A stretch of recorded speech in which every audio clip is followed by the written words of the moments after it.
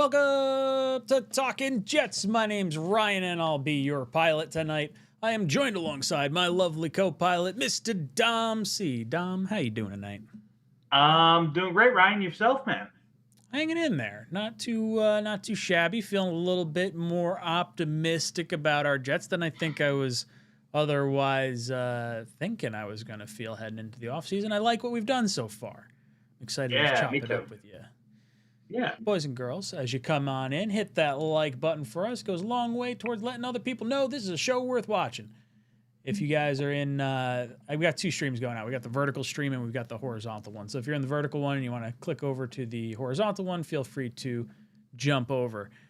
We do have a poll question in the chat. What route do you prefer at 4, 16, 33, and 44? There's 4 different options listed in there. You guys can kind of look at what I put in and see what your thoughts are. Edge, Simpson, receiver, safety. Edge, wide receiver, guard, safety. Linebacker, safety, wide receiver, quarterback. BPA, BPA, BPA, BPA. You guys can vote on that in the live chat. Dom, since we have talked last week to this week, we've had a few new additions added onto the team. We did know some of them by the time you and I hopped on Monday night, but for the most part, a lot of stuff happened over the course of the last week. So what are your thoughts on how the Jets have approached free agency, or how they've approached free agency so far? Well, I mean, I've liked some of the moves that they've made. I liked the fact that, what's the best way to phrase this? I think you needed to have an adult in the room, right? I think you needed to have an adult in the room. And unfortunately, we learned last year that adult wasn't going to be Aaron Glenn. He just wasn't going to, things seemed to get a little funky and go awry. And, internally, and, people started asking for trades and wanting to get out. And, Quinnen quietly did it. I respect. Jermaine Johnson quietly did it. I respect. They kind of made the decision to cut ties with Sauce, who everyone thought was, the main reason Aaron Glenn was coming here, right? Mm-hmm. So you had a lot of that kind of stuff. You saw some things that you didn't like, and Aaron Glenn now needed to kind of bring in his captain, and not captain, but like somebody to kind of be the grown up in the locker room. And that's what he did in guys like David Onyemata, in guys like Minkah Fitzpatrick, and guys like Demario Davis. Now Davis is still producing at a high level, which is wild. Still, he's been a top 8 rated linebacker per Pro Football Focus for the past 7 years. Mm-hmm. 37 years old. It's crazy. And David Onyemata, I think, still serves a purpose. So they brought in some of that veteran leadership. You had the second youngest team in the league. You needed some of that, and you filled a bunch of holes on defense, right? We talked about it. I didn't think they were ever going to shop at the top end of free agency. The big names. I think the biggest move they made might have been the, either the Demario Davis signing, which was 2 years. Mm-hmm. 2 years. In essence, it's a 2-year. I believe it's a 2-year, $20 million contract. Yeah, 2 for 22 is what it's written as, but I don't know if he's going to see all that across the 2 years. Yeah, and then you have the trade for Minkah, which they said 3 for 40, but in essence that's a 2 for 20. Mm-hmm. You have clean outs after that, with some dead money, but that's neither here nor there. So they were going to be bargain shopping, and they did. They filled some holes. I really like Dane Belton. I think Dane Belton's going to be I think he's a really good rotational safety. He's not the savior. He's not going to be, your next all-pro, but he's a guy at the back, who's kind of carved out a good niche role for himself, playing special teams and being the third safety. And actually, he started a lot last year for the Giants. And he's, a sure tackler, something that we haven't had from the safety room. We moved on from Tony Adams and brought in a sure tackler like Dane Belton, which is really nice. The Cisco thing, kind of, I'm confused on that, but it's not necessarily. Listen, he got he got it's a $1.25 million tryout, for the next couple months. We're not locked into him, but if you wanted to bring him back, why not do it before Wednesday? When his $4.5 million dead cap hit kicked in, or contract voided and dead cap hit. So, you could have probably extended that and, made some of that money go away, just ripped it up and done something new. But I don't know, man. That one confuses me a little bit. Outside of that, they brought in they raised the floor on the defensive side of the ball. That's exactly what they did, is they raised the floor. Gone are the days when we're going to be dependent on the, the Peyton Pages of the world, or the Eric Watts of the world, or the Michael Clemens of the world, who got himself a fat contract. You know what I mean? So you raise the floor and you put more talent on the defensive side, and you did so without really committing any big money for long term. The longest contract, I know Ossai's is a 3-year deal on paper, and Minkus a 3-year deal on paper, but in essence, they're both 2-year contracts. Everything else is a 1-year contract. So. Yeah, I liked what we did. It's funny, we got to see a little bit of Brees chirping a little bit about, we have so much money to go around to all these players. And it's like, dude, you realize you were extended the highest value contract. $14.5 million is more than any other player got that we brought in this offseason. So I like the approach. I thought it was really smart by Muji. I thought you were able to, like you said, raise the floor of the defense. I think they focused mainly on leadership. I like the kid from Chicago, right? Oh yeah, I forgot about him too. He's probably, I would say, the right move and the Fitzpatrick move were two of my favorites. I didn't watch a lot of Belton, but from what I've seen, people do like him. So yeah. I think my favorite move, I should say, I'm sorry, I didn't mean to interrupt. Yeah, no, it's all right. Cade York proves my point. Don't need to draft a kicker. You're so full of shit, because Cade York is a terrible kicker, and 100% we're going to lose some games. I've been saying this on this show and during the Talk of Jets show and all these other things. You sign a bad kicker in a year, you're not expecting to win games. You're going to wind up losing games on the margins, and you're not going to be able to realize it, and you're going to get higher draft. Listen, they're going to bring in competition for him during 100%. Camp. Yes. They're not going to do it. It's going to be the Harrison Mevises of the world, a UDFA to come and compete with him. And maybe he beats him out, maybe not. But listen, I like the idea. I'll say this. I'm not standing here for Cade York, But what does he have that Nick Folk did? A big leg, right? A big leg. With these new kicking rules, if you can get the ball to the 40-yard line, which, there are situations where you could start at the 40-yard line, you really don't need to get the ball 15 yards and be in range. That's what some of these teams are doing. Jacksonville, they got to move the ball 15 yards before they're in scoring range. Are you telling me kicker's really important? Might be worth a draft pick kind of important? Not important. Not worth a draft pick. Very important, not worth a draft pick. Big legs can get it done. So I very much think I got my shirt, by the way. You did get it? I did get it. I was trying to send it to you without you knowing about it, and when I clicked send, it auto put your email back in there, and I was like, crap. I was trying to surprise him on it. But yeah, we made a shirt for Dom. Let me see if I have the thing up. I can pluck it real quick. Dom has been adamant about not bringing in a kicker, and I understand what his thought process is. I'm not saying not bringing a kicker. He's just wrong. We changed the number and stuff, but this is the Dom C doesn't want a kicker shirt. I'm not saying don't bring in a kicker. I'm saying don't waste a draft pick on a kicker. Sure, whatever. Dom, check your mic real quick. You sound all right, but I think it may not be hooked up to the mic you got there. Check. I can hear you. Just make sure that's the one that's connected.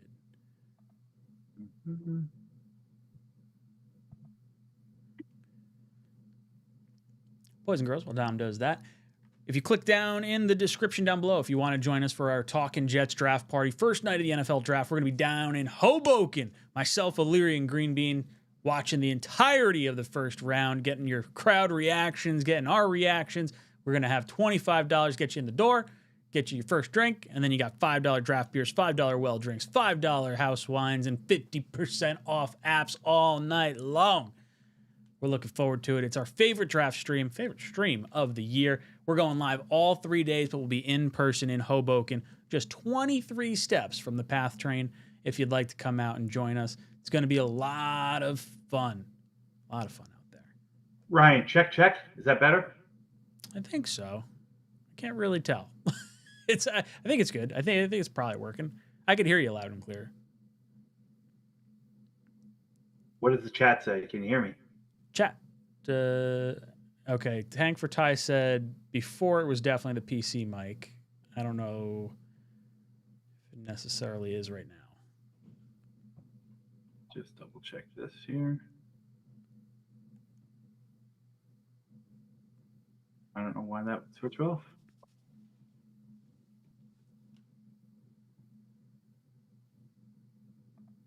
Tank for Ty, can you hear me better now? Give me a thumbs up. Sounds tinny, says Paulo. Definitely PC mic. I mean, it's definitely like we could hear you. It's not like it's like a big problem at all. I think you're good. I was just, if it was an easy toggle or something, you could try it. You gotta play around with it. I don't know. Yeah, it's all good. All right. So now that we've kind of gone through free agency, we saw that the defense was kind of elevated. The only offensive player that we added, now correct me if I'm wrong here, I think is Geno Smith, right? Like, well, I guess. Dylan Parham. Who was that? Dylan Parham, the guard. Oh, yes. Oh, you know what? We brought back Max Mitchell, brought back Andrew Beck. I didn't even see the Kenny Nwangwu return. That was nice. Yeah. Hey, sorry, Ryan. Chat, give me a thumbs up. There you go. That's it. Yeah. So I got a new camera. If you guys notice, I'm a lot more clear. And with the camera, there's also a mic in the camera. So it defaulted to that. So I just switched it back to my actual mic. Is that better? Interesting. Is chat saying it's better? The audio is definitely a lot better. I don't know if something happened with like the video feed. I mean, I can still see you, but there was like when you switched mics, there was like a clear like almost like try moving around. Oh, you're good. Okay. I think you just had to catch up. Perfect. Very well. Let's rock. All right. Okay. So Geno Smith, that's where we landed on at quarterback. What were your thoughts as far as the other options that could have been available to us, or what did you think of bringing in Geno and even trading for Geno? Does that even necessarily matter to you? I know it was like a late round pick swap, but what were your thoughts on the Geno signing? I'm not the biggest fan. I understand what it is and why they did it. I still would have been I still would have rathered them, even if it meant some draft capital, going and getting a younger veteran to come in. Like, you know, I told you I was a big fan of Rattler. I was a big fan of Tanner McKee. Even if you want to bring in Geno, again, it costs, bare peanuts, mere peanuts, I should say. So I would have been a fan if you did that with one of these younger veterans to kind of compete. So I don't know what the plan is for backup quarterback at this point. There's some gripes and some grumbling about Will Levis, which, which is fine. If it's going to be a true competition, Will Levis and Geno Smith, let the best man win. Like that I'm open to that, because neither of those guys are going to be cheap. And I think it allows you to kind of, take a stab at quarterback if you want this year without having to do it early enough that would preclude you from, shopping in the franchise quarterback market next year. Yeah, I was going to say, I feel like bringing in Geno, I didn't think Geno was good last year. I thought he had a very, very bad year. I mean, maybe he rebounds, and what we saw in Vegas was more a product of a bad Raiders team and, bad offensive line and all that. Maybe that's what I saw last year. But I think we hit the right price point. Like, I wanted to go with a vet minimum guy. I had mentioned Tua. We had talked about Kyler. The Carr stuff has been floated around a bunch of times. Now I have no idea if Carr even comes out of retirement at this point. But Geno for the minimum, and then what we do at quarterback next is sort of an interesting conversation, because I do agree with you. I think I would like to see like a Levis type swing, but I think it pivots what you do in the draft. Or maybe I should say your plan for the draft will pivot what you do for backup quarterback. So I could see a situation where the Jets go after someone like Andy Dalton, and then that sort of tips their hand, to me at least, thinking they're probably going to go with someone like Ty Simpson in the draft. Someone that could be a little bit more of a mentor off the field, someone that can kind of take Simpson under his wing, and Geno can kind of do the quarterback thing. If he gets hurt, then obviously, Dalton goes in. If they go the Will Levis route, I agree with you. I think it's very much a quarterback competition. And then I think they're taking more of a mid-round swing on a quarterback. And that could, look like Aller, it could look like Nussmeier, it could look like Taylon Green. It could, have your flavor of the week quarterback, in the third, fourth round, something along those lines. But I think you're probably looking at utilizing your top 4 picks on the non-quarterback positions if you go like the Will Levis route. And I think that's the route I would feel more comfortable going. I like the idea of building up the roster, having a very attractive, roster for next year's quarterback class, not even just as, draft picks, but potentially as tradable assets or, to attract a head coach. Like, you're not overcommitting to the quarterback this year where you're leaving yourself hamstrung, like you said, and kind of kicking yourself out of the franchise market potentially for next year. So the Jets were slated to be at about a 5.5 win bet is what the Vegas had us at prior to free agency. It's still at 5.5, which is my understanding, unless something's changed. Do you think the moves we made are going to get us above that 5.5 win threshold, or do you think we're still kind of sitting somewhere, maybe a better product, but sitting around the same win total? Yes, the latter. I'm not willing to say anything's changing right now. I mean, we're bringing in an offensive coordinator who's been out of the league for how long? A few years, at least 4 years. Yeah, 22, I think. Didn't do well in his last stop either. So you still don't have any. The blueprint for the offense really isn't, to me, crystal clear yet. So there's that as well. Like, what are we doing? What's the plan? How's it going to work? What's it going to look like? Who's Geno throwing to? Is Brees going to sign? You need more pieces on the offense. So hopefully those are all addressed, the last weekend of April when the draft happens, and there's a more definitive plan in place. But I'm not willing to say that we're much better than we were last year right now, record wise. I'm going to go on record right now, and I'm going to say we're going to sign Brees Hall like the week they start calling about group buy tickets. It's going to be like, oh, boy, Brees Hall signs his 3-year contract. We're ready and raring to go. We've got the players. We got the quarterback. It's going to be this whole thing. I think Brees ultimately gets his contract. I don't think he's going to play on the franchise tag. I think it's going to be something that allows us to pay him a little bit higher premium this year.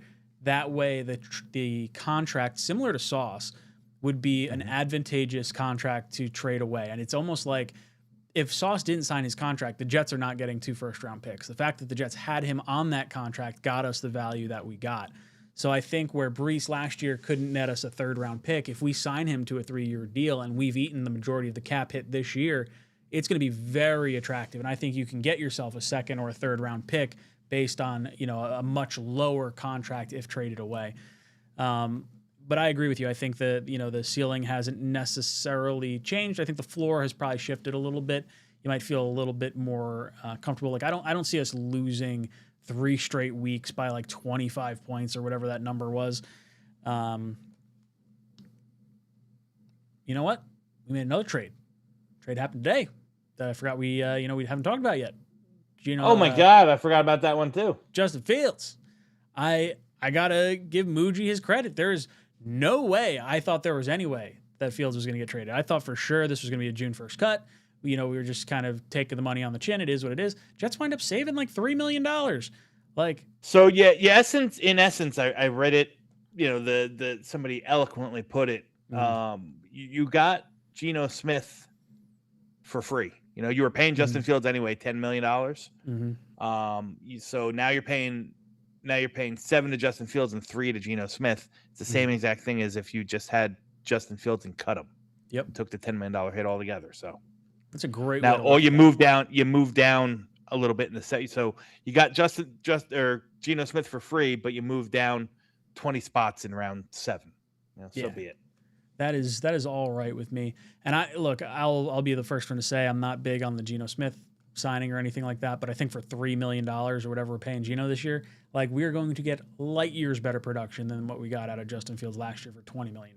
So, you know, if for nothing else, this was just a very wise move on that front. Now, we've made all these moves. Is there another move out there leading up to the draft, whether it be a trade or just a free agent signing? Is there a player out there that you're kind of keeping your eye on still? Good question, Ryan. Oof. I got nothing. I'll be honest. There's no one out there that I can think of right now that I'm like, man, I would like in that. the free agent market. What about Brian Thomas Jr.? Like what? Like if there was like any smoke to the rumor of like him maybe getting moved by the Jags, is that something you'd sniff around at? I don't think that's gonna happen if I'm being completely honest. Yeah, I'd sniff around at it and see what the price was. And I've been pretty adamant in saying that I think that the price is exactly what the Elijah Moore deal is. You know, maybe you give up 44, but you get BTJ and a third back, something like that. I would do that in a heartbeat. If that was a thing. I feel like if there's any truth to the rumors of the Jets and Giants both being in on it, it's probably circulating around like that 33rd and 36th pick or whatever the Giants, I don't know what pick the Giants have in the second round, but I wonder if there's like, oh, we'll give you this top end second, but we want to see who's on the board at that top end second before we pull the trigger on it, kind of a deal. Yeah, maybe. If that was it, I would still do it. I think depending on who's on the board, obviously, but you're getting a wide receiver with 3 years left on a deal. You're only, you know, if you're drafting a receiver in the second round, you're getting a guy on a 4-year deal. You just have obviously the fifth year option is going to be much more expensive than the third and fourth year of a second round rookie. But you got a guy that's already, you know, been proven at least 1 year. One conversation we did have last week with Matt and Green Bean was that if an offensive minded head coach is getting rid of Brian Thomas Jr., like, is that something you don't really want to sniff around at? Like, does that give you any pause at all? Yeah, there's a reason. I think that's a great point, and a real legitimate one to boot. Is that, you know, why is he for sale? Why is he for sale? Like what's broken? What's, you know, is it fixable? What's going on? Somebody's got to tell me that. Sure. So the thumbnail for this stream was a 2-round mock draft, and what are our thoughts on how things have shifted since the free agent period kind of kicked off and went underway. Has anything changed for you based on the players that we've signed in any capacity, altered the first 4 picks of the draft, or is your mindset still sort of similar to what it was prior to free agency? I think my mindset is pretty dead set on what it was prior to free agency. I don't think it's fun. I don't think it's kind of swayed whatsoever. I think that for me, again, if I'm making a decision, I think number 2 is a front 7 piece on the defense, whether it's, you know, a hybrid guy like Arvell Reese, or whether it's a pure edge rusher like David Bailey or Reuben Bain, or whether it's a linebacker like Sonny Styles. It's got to be a front 7 piece. Number 2 is your offensive weapon, or number 16 is your offensive weapon. Again, this is assuming we keep all these picks, which I don't think we will. Number 33 for me would be another defensive piece, whether it's a safety, or probably more so for me, another defensive interior guy that can kind of play defensive tackle when we're even front and play 5 tech when we're in odd front, kind of replace David Onyemata next year, or Harrison Phillips again. Because remember, those guys, we talk about filling holes. It's not only filling holes for now. We have Harrison Phillips, Juwan Briggs, and David Onyemata as our defensive tackles / odd front defensive ends right now. They're all on 1-year deals. So you got to draft at some point to backfill some of that. So I think that's where I would probably aim there. And they pick 44 can be if you don't take a safety at 33, it could be a safety, it could be a linebacker, it can be a guard, it can be a bunch of different things. I think it's, dealer's choice if you can really go true BPA at that point. Yeah, I would argue you could. I mean, I agree with you on the front 7 piece. 16, I do think weapon receiver is definitely where I think most fans would lie on this. I would say I start becoming more open at 16, 33, and 44, just going best player available. Like I could see an argument for Vega at number 16. If the receivers are gone, I could see, maybe there's a chance, Sadiq's the pick. I'd be a little surprised at that, I think. But then at the 33 and 44, I could just as easily see that be a wide receiver. I could see it be Pregnon. I could see it be a defensive tackle. It could be a safety. I think we have maximum flexibility when it comes towards the draft and how Muji has set us up. And to me, when I look at grading this free agency period so far, now obviously we haven't seen these guys on the field. We don't know how the chemistry is going to be and all that. But to me, this was a B+ to an A as far as what I thought the Jets should have done. Not necessarily the grading of the skill of the players, 100%, but I think not overcommitting on the contracts, not overcommitting, at the quarterback position. Like you've kind of set yourself up to go best player available, give yourself the flexibility of winning games this year, but also having the ability to draft your quarterback if you're in position to get one next year. So I think I would give Muji, B+, A- or A, for this offseason so far. Yeah. A might be a little tough for me to get weird. around. It's like a curve kind of scale. Cause I'll say B concretely, cause I feel like A implies that you really got some nice pieces. And I don't know if I'm there on that. I think we're just at we plug the holes. We can get our best players in the draft the way it sort of should be. Yeah. I can get with that. JJ has a good comment here. I just wish we went younger. We went pretty old. Demario Davis, 37.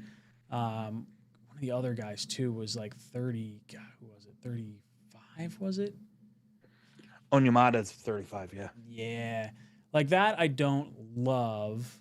But at the same time, yeah. But you know what? Yeah, I mean, you had the second youngest team in correct. In baseball or in football last year, not in baseball.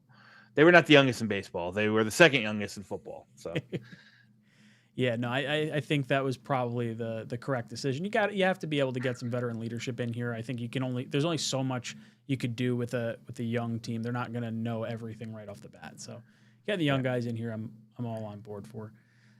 Which brings us to our conversation for tonight, right? If we've talked through our first 4 picks, JJ also adds Geno Smith is a nightmare.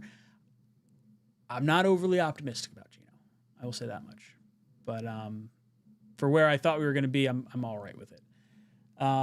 So where we were talking about heading into this video tonight, we were kind of talking behind the scenes. We'd like to talk a little bit about offensive linemen. We'd like to talk a little bit about wide receiver, and we'd like to talk a little bit about tight end, trying to solve the offensive pieces of this team because we feel like we've brought that defensive side up enough, and we're probably going to have the primo defensive player at number 2 and probably another defensive player somewhere in the mix for the other 3 picks as well. Where do you want to jump off first? Is there a particular position you want to look at on the draft board? Well, why don't we start at the wide receivers? Okay. Because I think that's going to be the most that's probably the most contentious position amongst all the fans. Mm-hmm. They have a what's the word I'm looking for? People are dead set. I've never seen it so much as I have this cycle is they are absolutely dead set in not wanting to take a wide receiver outside of round 1. Mm-hmm. They want a wide receiver in round 1. And, I think that I understand the concept. I understand the theory. I think that there's 3 guys that are on a tier. I think that there's one guy that's in a very, very close tier. I think I'd probably be comfortable enough saying, he's, we have 4 guys on one tier, and then after that it gets kind of murky. So I don't think that you're going to necessarily miss out on a wide receiver if you don't take one at 2 or 16. But I think the value and the projection of the player kind of really falls through a hole. You want to get your hands on a guy like Tyson, Lemon, Tate, or Omar Cooper Jr. I think you're missing, especially for the team that is so hungry at the position like the Jets. It would be a hard sell to a lot of fans, me included, if you said, "Hey, we have Garrett Wilson and we have, Jeremy Bernard, nice player, but it would be a really hard sell if you said, hey, here we are, we have Garrett Wilson and Antonio Williams. It's just not like it doesn't hold that true depth and weight. Even a guy like 𝐂𝐻𝐿, nice player. I don't know if he moves the needle enough for me in having a true weapon or a true option outside of Garrett. Again, we have A.D. Mitchell. We still don't know what A.D. Mitchell is. He's nice. I love the concept of A.D. Mitchell, but I think the concept of A.D. Mitchell is a lot better than A.D. Mitchell on the field right now. So, so for me, like, I think you got to really do everything in your power to land one of those 4 wide receivers. And, as free agency is kind of playing itself out through the first week, it's clear that they're going to address the wide receiver, at least in the draft, if not, and later on in free agency with some lower level guys and a draft pick. So I just don't know if you can really, really, really get out of 16 without one of those 4. I see JJ's comment in here asking, do you think Maui Noah will be there at 16? I think we'll get back to that conversation when we start talking about the offensive line, so just hang tight with us. We will get back to that one. Let's see. Sorry, I'm just trying to find my comment section here. There it is. Nope, that's not it. Up here. Okay. 𝐼𝐿 says people are dead set on wide receiver in round 1 because the Jets have an atrocious record of drafting wide receivers in the second round. I completely agree. I like a lot of the receivers that will be available on day 2. Primarily that top end of the second round. I do agree with Dom, though. I like the top 3 receivers. I would say I'm not to the point where I would want to move up at all for any of the 3 wide receivers. Like if all 3 are gone, then I could pivot to guard. I could pivot to tight end. I could pivot to maybe linebacker. But I don't think I would move up to try and get one of the 3. I'm cool with drafting our guy at 33 or 44 if need be. I don't think there's a massive difference. Like I think there's a tier difference, but I don't think it's somewhere that like you may not be able to address wide receiver in another capacity next year if you really wanted to. Do you think the second round uneasiness for Jet fans is why we're all thinking receiver in the first round, or do you think it's more so? I think I absolutely think that's the case, but I don't know if that's. I just don't know. As a Jets fan, it's so hard. Like I just can't wrap my head around like how what happened with guys in the past that aren't part of this regime kind of weighs into anything that this regime or this draft class has to offer. You know what I mean? I wish, and again, I said that with after I said the statement that I'm doing everything in my power to leave with one of those top 4 guys. But if they didn't. I don't think the world would be over because we don't draft second round. We had no luck with second round receivers. I think I'd be disappointed because I think the talent, there's a clear precipitous drop off in the talent after the top 4. in my opinion. Yeah, I very much. I think of the top guys, Tyson really intrigues me. The injury stuff scares the shit out of me with the MetLife turf, but like the knee injury that he had happened, I think it was 2022. So there's enough time to have passed where it's like, okay, you had a collarbone. All right, yeah, well that's bad, but that's not a reoccurring injury you're going to consistently have. The hamstring he had is definitely a little bit more concerning, but twitchy wide receivers, you kind of sort of get that. So I think his injury history is probably a little overblown for me. I like Lemon. I like Tate.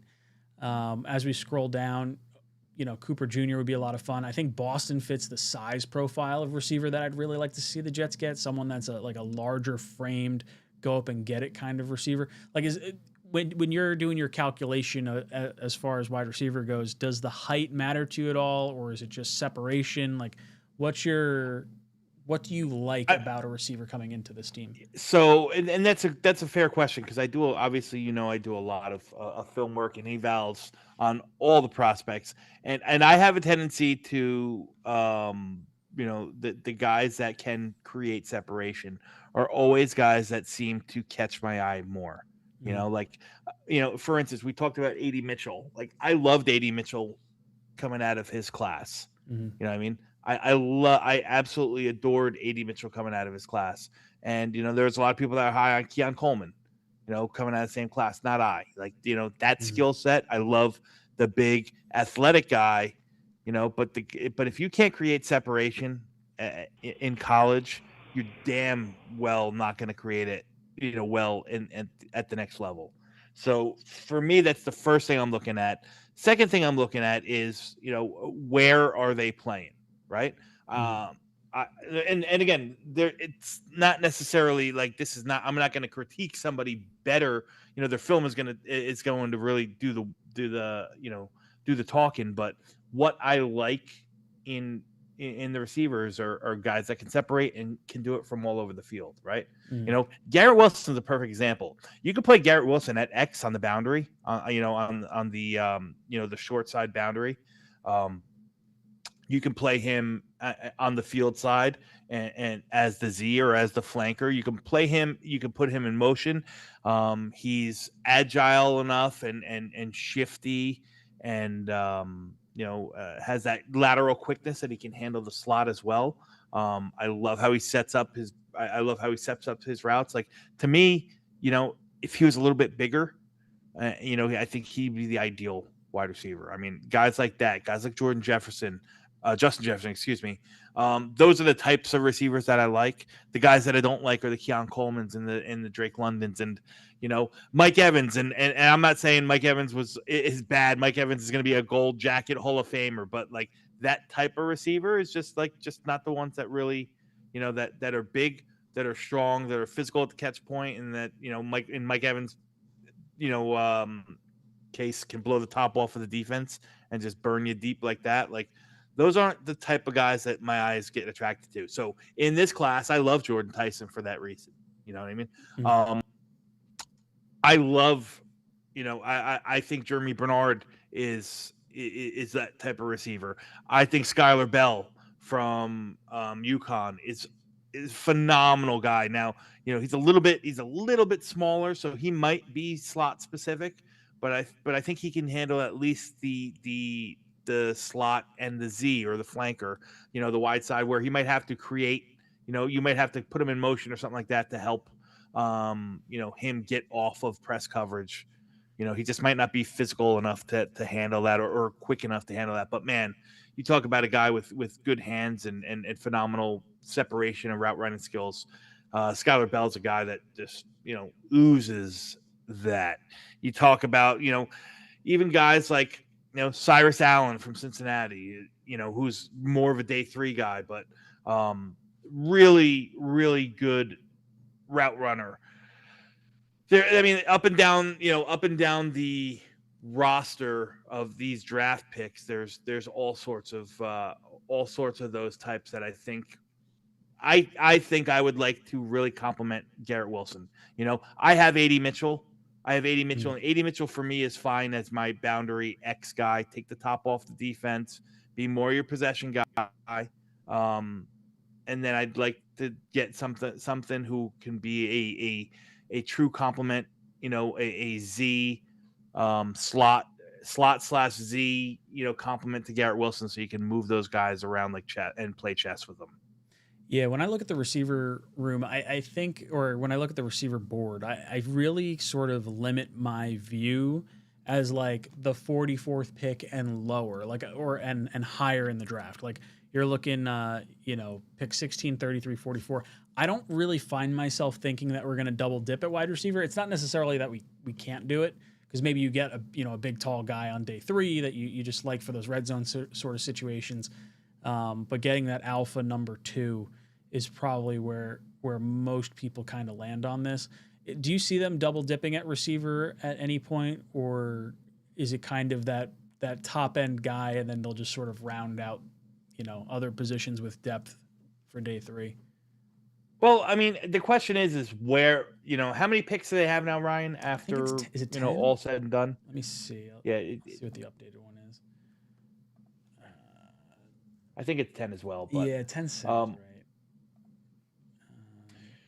Jets have 1, 2, 3, 4, 5, 6, 7, 8, 9 picks. Okay. So I still don't know if they're going to use all 9 picks. So, they're going to move up. This may not account for the Fields trade, though, so it is possible. The Fields trade to 2027 6th. Oh, that's right. Okay. Yep. All right. So it says we got 9. Yeah. So, because we gave our 10th away for Geno Smith. That's what it was. Okay. No, didn't we got a pick back for that, though? We gave away a 6th, got a 7th. So that was a net even swap. There's another trade in there that I think we're missing. Because I feel like we had 11 at one point. Minka Fitzpatrick. Okay, that could make some sense then. Yep, Minka Fitzpatrick. Yeah, we had 11, but we lost one because one of the comp picks didn't qualify. So we went from 3 comp picks to 2, and then we lost one in the Minka trade. So gotcha. So yeah. So where are they going to double dip? I don't think you're going to see too high, high picks taken in wide receiver. I could see a round 1 and a late round 3 guy to fill out the roster type. Maybe a special team, return type guy. As a dart throw. I don't know, or maybe it's the opposite. Maybe it's, I'll just say, Jordan Tyson, and then it's a day 3 like true boundary type X possession guy, like I don't know, Reggie Virgil, like Jacoby Lane. Now, and I'm not standing for either of those guys. I'm not very high on either of those, but those are the 2 big body type guys that that came to mind. That could compliment. That could kind of fill out the room, because from with all intents and purposes, I think they're fine playing Isaiah Williams, some handful of reps from the slot, right? The question is that I don't know what Frank Reich's offense is really going to look like, or what it's going to be. Is it 11 personnel? Is it more heavy personnel? Does he want his slot receivers to be big slots? Does he want them to get more vertical? Does he want his slot players to play horizontal? Because there's different aspects to the West Coast offense and West Coast principles that guide that. Like what's the guy he was coaching? I can't think of his name. Kevin Stefanski. Yes. He played a West Coast guy, outside zone concept, run, play action, pass, but he played more of a vertical, whereas the true Shanahan style West Coast offense plays much more on a horizontal plane. Yeah. You know what I mean? So it depends on what type of Isaiah Williams is fine if you want to play on the horizontal, those quick cuts in and outs and stuff like that. Those little drags across the middle, those drags, those choice routes and stuff like that. Yes. And then, Stefanski's model, you take Harold Fannin and you press him vertically and play that mismatch off of linebackers with the big slot and so on and so forth. So it really just depends. I don't know what Frank Reich's going to want. Catch up a little bit on Super Chats here. We got JJ saying, how can you pass on Reese at number 2? I think they could. I think it's just a matter of what they want. I would lean heavy favorite as Reese as the number 2 overall pick. Yeah, I would not pass on Reese at this point, unless I'm given a deal that is too good to turn down. Yeah, like if you saw, I know it was going around Twitter today. I don't know who posted it, but it's like Salah one of the big guys, had Salah coming up to 2, and went down. Got 437 and a 4th rounder next year or something like that. Like, okay, fine, give it to me. Yeah. And I think they still landed Reese there in that specific situation. But. Yeah, I think Cardinals went Bane in that situation, so I would be fine with making that move. But I agree with you. I think Reese makes a ton of sense. JJ says, for amusement purposes, I could live with Lovett too. I can't see any way the Jets would make that selection at 2. I would hope we would be trading out for a team that really wants to make that selection. Any chance you would ever entertain the idea of drafting Love at number 2? He's definitely worthy of the number 2 selection. I will say that in this draft class. I just don't necessarily think I would take any running back at number 2. I seem to be, my, old man, curmudgeon ways, like think like I'm of the belief, like, hey, running backs, get it for 4 years, run them into the ground, wash, rinse, and repeat. I'm not paying, I'm not drafting, I'm not using super high capital on running back, and I'm not giving him a second contract. JJ says Chris Brazzell works for me on day 2. I like the size, I like the speed. Anything to add on Brazzell? With Brazzell, it's always going to be, like you said it right. Like, he's tall, he's long. He's got some, really, really good speed for a guy who's not that big per se. Like he's 6'4", 6'4" and change. It's only about 200 pounds. He's pretty strong at the catch point, which is, really good. He doesn't drop the ball, especially on 50-50s, but again, you get a guy who's coming from Tennessee, and I'm not trying to scout the helmet, but it's, it's a reality. They're just not, he's very limited on the routes that he ran in Tennessee, so I just don't know how that's going to separate. And again, like the speed advantage that he had over collegiate defensive players, he's not going to have over NFL players. So that being you tie that in with the limited route tree that he has, I'm a little bit concerned. There's no sort of sell whatsoever in his routes. It's go routes, it's posts, and it's hitches. And you can tell when he's going to run a hitch. You can tell when he's running the post, and you can tell when he's running the go. Not going to catch NFL teams are going. NFL teams are going to eat that up. Is he going to win a 50-50 ball here and there? Yes. You know what I mean? But I'm just wondering how he's going to really, really be able to, be a effective route runner and create the necessary separation. Bourne comes in, says, I think I understand Dom's aversion to kicker. Dom is Superman with the draft, except for kicker. Kicker is his kryptonite. Now I have compassion. So I think Dom is just completely wrong on wanting to draft a kicker versus not wanting to draft a kicker. I trust Dom's judgment on most draft things. I just think Dom's entirely wrong on this particular topic. And I won't relitigate it, but if you want to check out the Dom C is wrong draft a kicker shirt, talkingjets.com. We got the shirt over there. Dom, do you have it near you by chance? Can you It's upstairs. Damn. My wife folded it and put it in the drawer. JJ comes in and says the Jets will trade up to 32 and take 𝐿 for the 5th-year option. Oof. I don't think we're trading up for 𝐿. I could definitely see a situation where the Jets trade up to, I think it's pick 30 is where the Broncos are. That, to me, that relationship that Muji has with the front office of the Broncos feels like if there's a player that he's sniffing around, that's the landing spot that we might wind up at. I think if Ty Simpson is the target for a trade up, I think it's going to have to be earlier than that. Because Buffalo is going to be looking to trade down for sure. And I could see it's going to be Arizona and the Jets. Which one pulls the trigger to trade up for Ty Simpson? I get the feeling based on our moves that we may not be gung-ho one way or the other. So like we might be all right, moving up to 30 and taking Simpson and then still maybe going quarterback next year. I think if you start playing that like game of, okay, you're going to have to give up a 2027 first to get back further into the first, or you're talking a little bit more draft capital, then I think you're having the conversation of like, okay, we're fine not getting him at that point.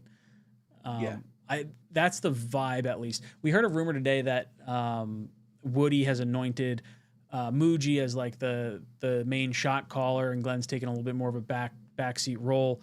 And I would say that seems or appears to be factual based on the moves that we made in free agency. And, we didn't overcommit trying to save Glenn's job. It feels very much like we're building towards the future as opposed to kind of going all in for the now, which I'm glad if that conversation was had by Woody. I think it was one of the smarter decisions that we have made so far. So is there another quarterback other than Simpson that, fans are kind of talking about that you could either see the Jets moving up to go get, or based on the moves we've made so far, is there a guy that maybe you're kind of circling, and then we'll move over to the tight end conversation? I think if they trade up for someone, it's going to be for Ty Simpson. Mm-hmm. If they don't trade up for someone, I don't see them. I mean, if they don't get Simpson, I don't see them necessarily trading up for anyone. I would like, and I know I'm in the minority of this one, guys. But I would like, I would like to see them take a shot at a Garrett Nussmeier, because I think he's a really talented kid, who just, battled through a lot of injury stuff over the past couple of years, and he's a ball player, man. He's son of a coach. Good arm. If you can temper him down and get him to stop playing all that hero ball and putting the ball in harm's way, I think if nothing more, you have yourself a viable backup for a long-term backup that can spot start in a pinch. I know there's a real contingency that likes Drew Allar. I like Drew Allar's build. I like, he's got a strong arm. But that's about it. That's where that's where it kind of ends for me for Drew Allar. Like, there's just something off in the way he plays quarterback, and I want nothing to do with it. So, give me Nussmeier. You want to take a late shot, a day 3 shot on Cole Payton, I'm here for it. Just because, in talking with him down in Mobile, like, that guy's got his head on straight. I don't know how well he can play football yet, but he's got a cannon of an arm. He will run through your chest, not around you, which I love, and he gives you, some options if you want to have a goal line package. Gives you some options if, you need to throw a 65-yard Hail Mary while he really learns how to play the position. So that's where I'd go. Nussmeier, Payton, I think. I think the nice thing about Nussmeier, too, and you brought it up briefly there, was we're going to need a backup quarterback at some point, and I feel like Nussmeier could be that. Do you think that it would have to be like a second-round pick, or it's winding up somewhere in the third? Like, I just can't see him making I think there's a good chance he could even make it into round 4. Oh, okay. Yeah. All right, I mean, probably third, but definitely more so round 4. Like, I think we end up with a third-round pick at some point anyway. Like, I think that we could get him. He doesn't strike me as, like, out of the realm of possibility. Yeah. Hustler says, to be honest, I like Bailey's tape better than Reese. Brief comments on Bailey. I think Bailey is a little bit more one-dimensional than Reese. I think that's fair to say, and that one dimension is very good. He's a fantastic. He knows how to get home. He knows how to get at the pass rusher. Knows how to cause havoc in there. I just wonder. My biggest concern with Reese is twofold. One, I don't know how if he's a net positive or a net negative early in his career, if teams kind of circle him and run at him. If that's the case, you could be in trouble. And two, although I absolutely think that he's a phenomenal pass rusher, he does a lot of it with speed, and I'm just wondering if that's going to be able to translate as well as it did in college. So, no way Reich drafts Simpson. 𝐼𝐼 is a Reich type style quarterback. I mean, he did draft Young, which is not your stereotypical Reich. I don't know if he drafted. I know. That's the Tepper argument, and did the owner step in? I think 𝐼𝐼 is going to be an interesting puzzle piece to see. I think 𝐼𝐼 is more the physical type that Reich wants. I think Carson Beck is the physical type that would appease to Reich as well. God, he just strikes me as like a forever backup Beck. Like I can't. That's exactly what he is. Yeah. That's, you're hoping his best case scenario is that he is like a 10-year backup. He's like a 10-year backup. It could come in, spot start, hold the fort down for 3 weeks as a game manager and not lose your season. But that's what you're getting in round 5 and 6. Sure. Unless you find Bryce Purdy. Cashmere comes in and says, would you trade a second-round pick for Addison or Harrison? I'll admit I haven't really watched a whole lot of Addison recently, but I would do it for Harrison. I love Jordan Addison. Mm-hmm. I actually thought, to be honest with you, he was a guy that I circled that I thought would be available via trade market. Mm-hmm. And that way I think would really complement Garrett very well.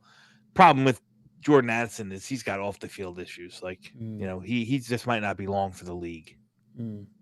Yeah, I feel like with Harrison, you're kind of gambling on the change of scenery, and there just feels like there's too much ceiling there with Harrison that after moving on from your quarterback, it seems like it would be unlikely that you would try to do that now. Correct. We'll see. All right, let's jump over to the tight end side of things. Sure. And then we'll go over to the offensive line side. So, tight end, where do you see the Jets potentially going? Like, at what maybe portion of the draft? Like, do you see this as a top 2 round? No, this is a day 3 selection for the Jets. All right, so let's. I just down. don't. After we'll go down to like. I'm sorry. Go ahead. We'll go down to like Michael Trigg as our first guy, and then we'll kind of work our way down from there. Is there a tight end that you're kind of identifying in that day 3 realm that you like? Well, if you look at the tight end room as you have it right now, right? Mm-hmm. And I'm not talking about the big guy that they got. What's his name? He came over last year. They signed him as a free agent. He never played. Oh yeah. Somebody help me out in the chat. Yep, they're gonna get it. It's everyone liked him. The name popped off the Isaiah Likely, not Isaiah Likely. It was God damn it. I'm trying to think of it before it pops up. God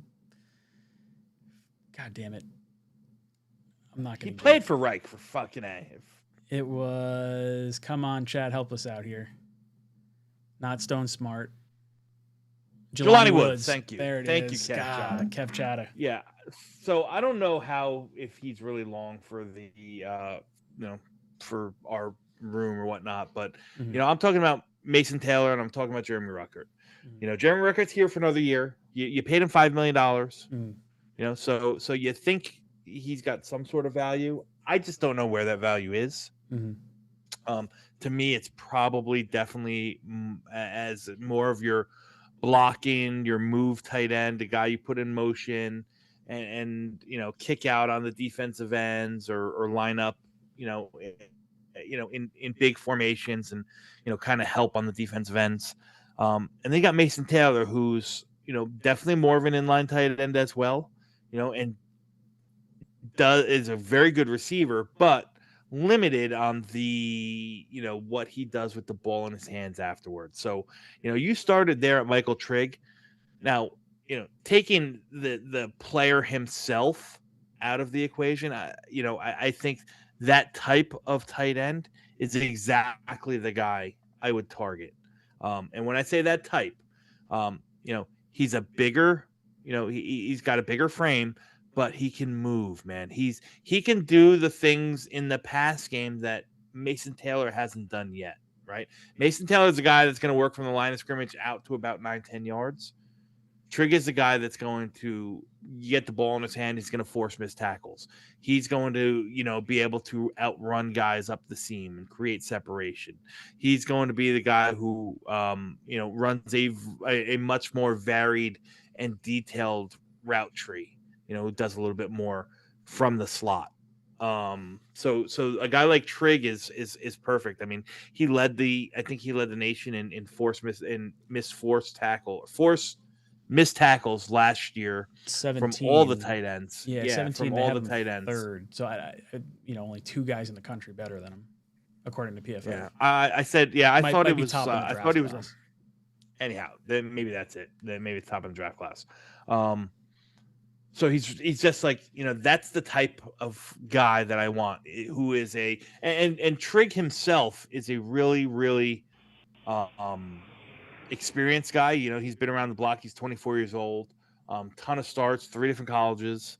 So he played in a bunch of different systems, and he's, except for his time at Ole Miss where him and Lane Kiffin didn't jive, he's been pretty successful. So that's the kind of guy that I want. That's what you thought you were getting Stone Smart last year, and that didn't work out. You know what I mean?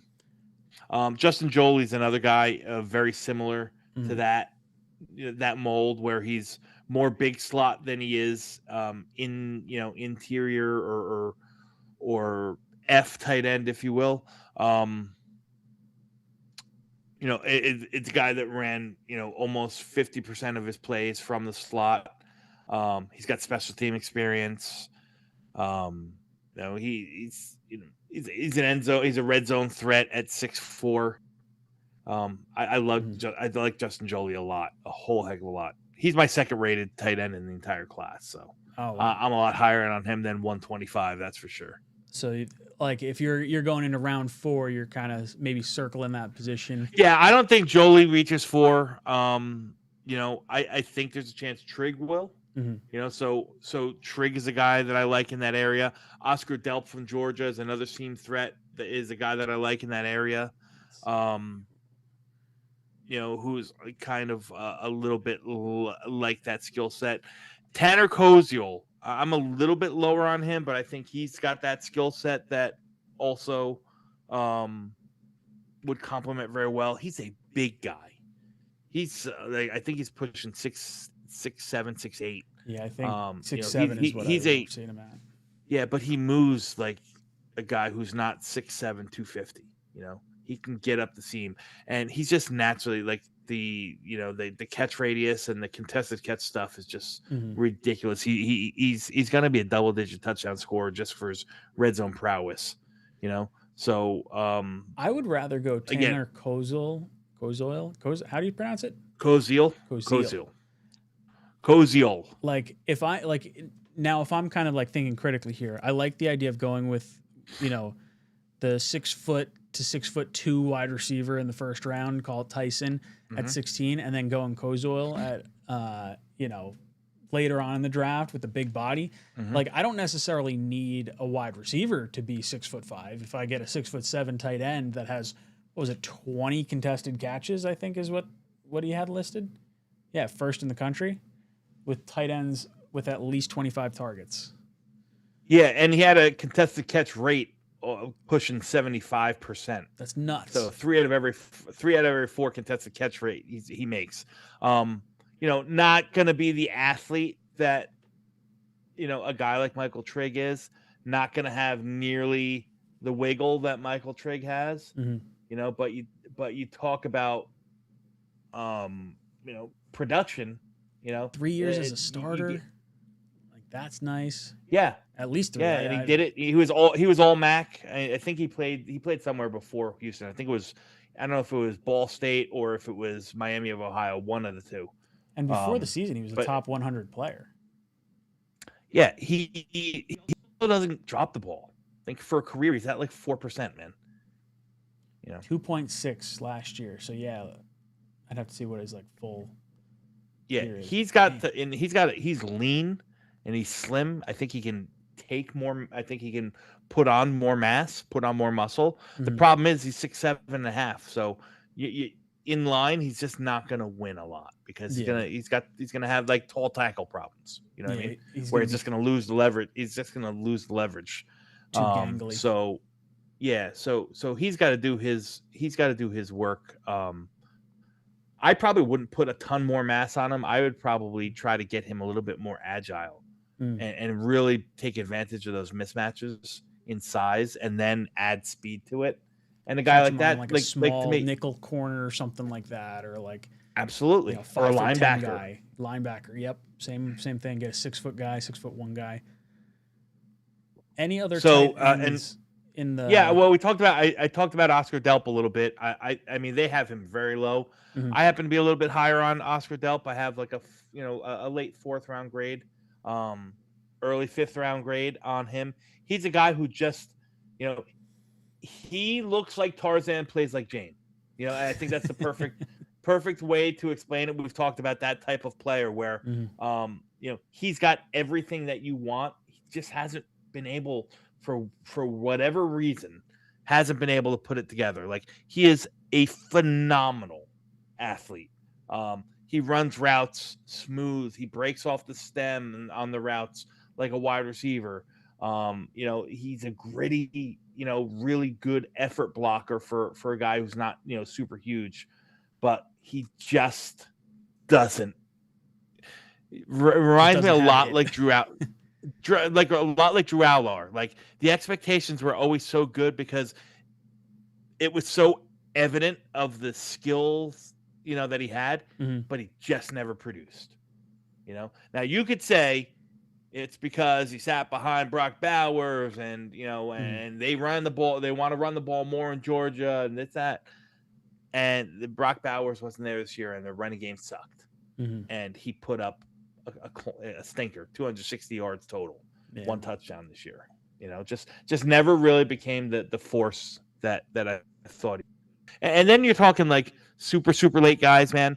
RJ Maryland at SMU is a guy that that I actually really think is a good ball player. He had himself a really good bowl series, really good all-star series. I know the Jets had talked to him already in the past, but again, he's more of your Stone Smart build, like your smaller, shiftier, kind of big slot type tight ends. Again, something that I think is a really good compliment to the 2 guys that we have in the room already.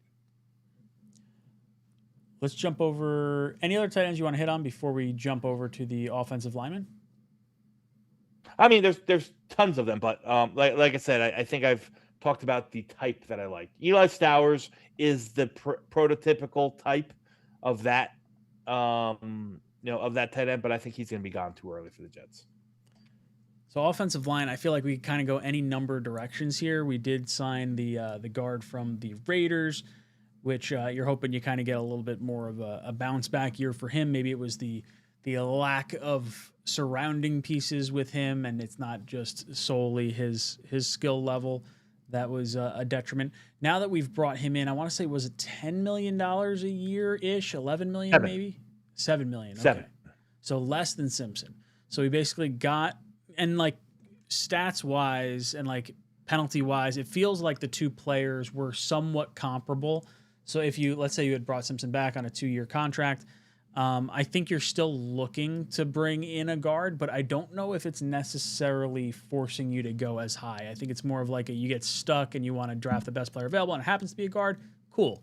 If not, you could address it in like the mid rounds of this draft. We've kind of gone over Ioane and Pregnon a bunch of times. Anything you want? Yeah, Basantis as well. Yeah. No, I think those 3 names. I mean, I think I think that Vega Ioane is an elite prospect. I think he's for me, probably him and Caleb Downs are the closest thing to sure things as they come in this draft class. He's a top 10 talent for me. I think he's going to be a plug and play all pro level guard sooner rather than later. So the Jets fans are, they almost don't want to draft a lineman as much as they almost don't want to take a wide receiver outside of round 1. But he's a guy I would make the exception for. Outside of that, like, it's fine. Like, I get it. If it came down to wide receiver or Ioane, I'd probably take the wide receiver just because I think that the depth of the interior class is better than the depth of the wide receiver class. I would agree. I think I'd be hard pressed to pass on one of the top 3 guys at receiver for a guard. I think if all 3 receivers are gone and you don't love Simpson and maybe you're not high on drafting tight end and Sadiq, like then I start landing on like the linebacker or guard conversation. I like Pregnon a lot in the second. Basantis we've talked about.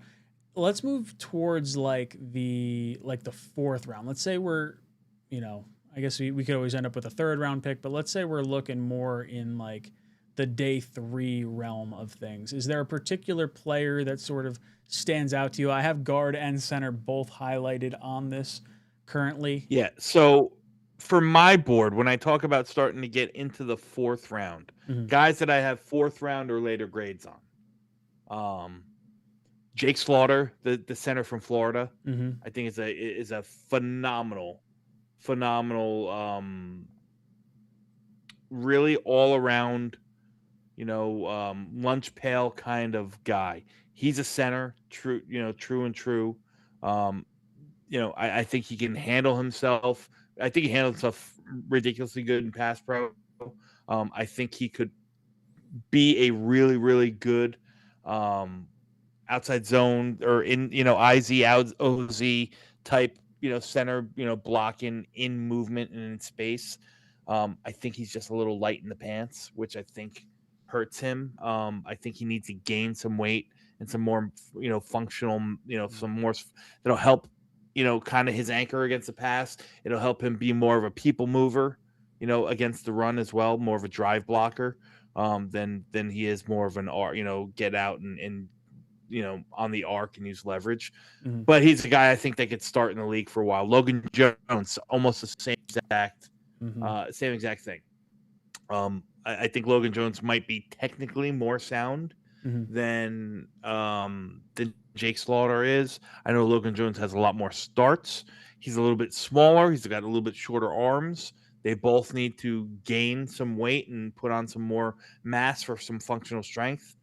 But man, oh man, if I ran outside zone and I wanted a center that could peel off and get into the 2nd level and be a lead blocker out in screens and do all that stuff that the Kevin Mawais of the world did back in the day, that's Logan Jones. He would hustle. Man.